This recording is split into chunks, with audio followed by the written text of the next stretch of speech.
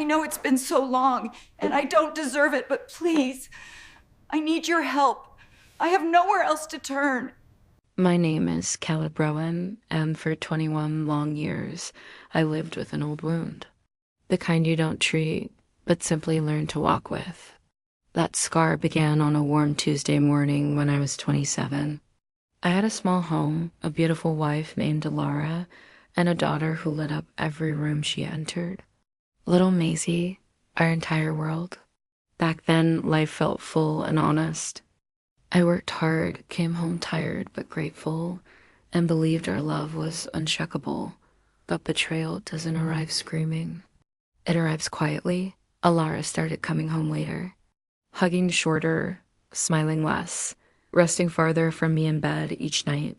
When I asked what was wrong, she'd say, work, stress, I'm just tired. But tired people don't hide their phones.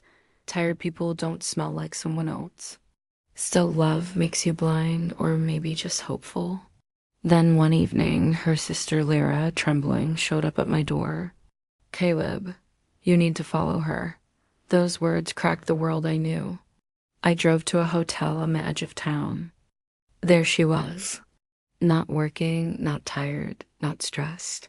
Laughing, leaning, touching, with Darren Hale, a man made of charm and nothing else. Flashy car, empty personality, temporary thrill. The kind of man who burns fast and disappears faster. When I confronted Alara, she didn't shed a tear. She didn't even pretend to regret it. She simply said, Caleb, I haven't felt married in a long time. That one sentence killed our marriage cleaner than any lawyer ever could. She left the next week. She took nothing except her clothes and all the softness in the house. But the most unforgivable part, she left Maisie, her own daughter. I became a single father overnight. I worked jobs that drained me but paid the bills. I raised a child who deserved more than the broken world her mother left behind. And we survived together. Years passed. Maisie grew into a brilliant, kind, fiercely independent woman. I rebuilt myself too, one small step, one small victory at a time. Peace came slowly, but it came, and just when life felt stable again, she knocked on my door. It was early morning, the kind where mist clings to the grass as if the night refuses to leave. I was making coffee when a sharp, desperate knock echoed through the house. I thought it was a package.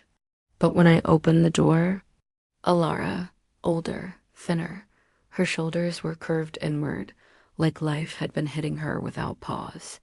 Her eyes were sunken, full of exhaustion and something that looked dangerously close to regret. She whispered my name like a plea. Caleb, please. I need to talk to you. For a moment, I forgot how to breathe. 21 years evaporated in a second, replaced by the memory of the woman who chose chaos over us. Can I come in? She asked, her voice cracking. I said nothing. She added quietly, I have nowhere else to go. That was the sentence that made my decision. Not out of softness, not out of love, but out of curiosity, the same kind you feel before opening an unwanted letter. I stepped aside. She entered slowly, cautiously, like she expected the walls themselves to reject her. Her eyes landed on the framed photos lining my wall. Maisie at graduation. Maisie and me on her 18th birthday. Maisie hiking her first mountain, a life she walked away from, a life she never earned back. She's beautiful, Alara whispered. Does she hate me? I did not answer. She sat at the dining table, hands trembling around the mug I offered out of basic decency. Then she spoke. Darren left me years ago. I've been through things I never imagined. I lost everything, Caleb. My home, my money, my health. I didn't know where else to go. I thought, maybe you'd listen. Her voice cracked like thin ice beneath her.